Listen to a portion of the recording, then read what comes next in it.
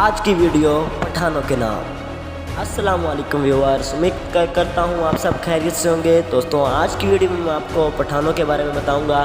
आजकल जैसा कि आप देखते हैं कि हमारे यहाँ पठानों को किस निगाह से देखा जाता है, ये कैसे लोग होते हैं, मैं आज आपको एक कहानी के ज़रिए इन लोगों का तारफ़ करवाऊँगा। चलें शुरू करते हैं। चंद तलबा पेशावर गए और एक टैक्सी किराए पर ली। इत्तेफाक से टैक्सी ड्राइवर पठान पूरा दिन तलबा इस पठान ड्राइवर के साथ पठानों पर बनाए गए लतीफ़े सुनाकर मजाक करते रहे। शाम ढलते वापसी के वक्त पठान ड्राइवर ने हर तालिब इल्म को 1-1 रुपया दिया और ताकीद की कि जाकर अपने इलाके के किसी पठान फ़कीर ही को दे देना।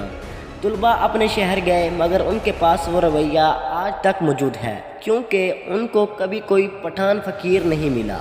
इनको बहुत से गरीब पख्तून नज़र आए, आइसक्रीम वाला, चने वाला, छली वाला, पॉपकॉर्न वाला, कुल्फ़ी वाला, रश्का चलाने वाला, मज़दूर, कपड़े बेचने वाला और यहाँ तक कि कचरा चुनने वाला, मगर कोई भी पठान ऐसा नहीं मिला जो अपनी गैरत को बलाए ताक रख के भीख मांगकर ज़िंदगी बसर कर रहा हो।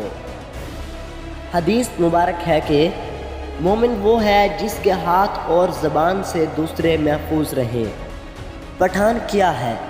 मुग़ल अकबर का कौल है, पठान को दोस्ती करके हराया जा सकता है, मगर लड़ कर नहीं। महमूद गज़नवी का कौल है, पठान अगर मुत्तहिद हो जाएं तो इनकी दुनिया पर लाजवाल हुकूमत होगी।